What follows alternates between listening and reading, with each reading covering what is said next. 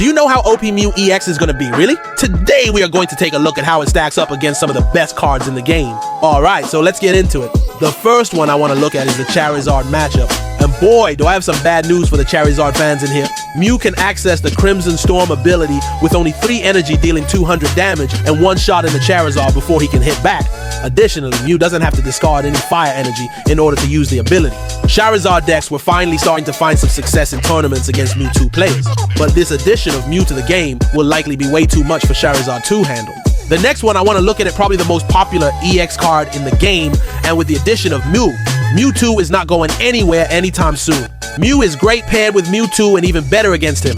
Mew can use Side Drive 1 turn earlier than Mewtwo and can KO out its opponents in 1 shot.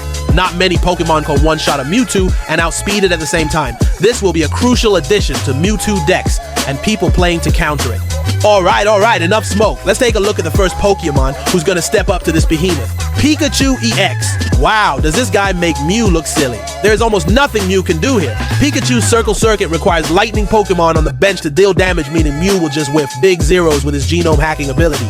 This one is a huge L for Mew and an instant retreat whenever you see the Pika come out. Yeah, I bet that didn't feel too good now, did it, Mew? The next matchup is the water-based matchup. The first is Articuno. Now these guys are pretty evenly matched, both having a 3 energy cost move and both having access to something to give it energy faster than once per turn.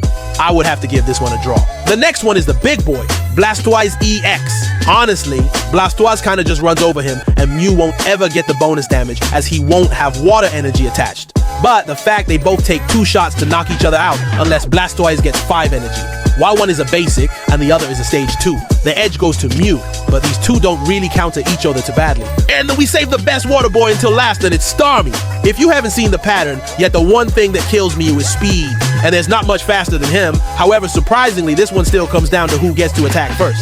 This is another coin flip matchup, but again, a basic versus stage 1, we are giving this one to Mew again. So what? This guy's just unbeatable or something? Well, there's another guy who can give him a run for his money, and that's Weezing. Finally, someone who has weak attacks that aren't worth copying and a strong poison ability, not to mention he is super effective against Mew. Also, Weezing will still be the biggest threat to Mewtwo players looking to add Mew to their decks. So if you're looking to get a bunch of easy wins following the launch of the new set, pick up your Weezing decks and start farming those W's. I mean, overall, Mew is hands down going to be one of the most abused Pokemon in the game shortly after its release. It is going to make the best deck in the game even better than it already was before. If you think people overplayed Mewtwo beforehand, you have not seen anything yet.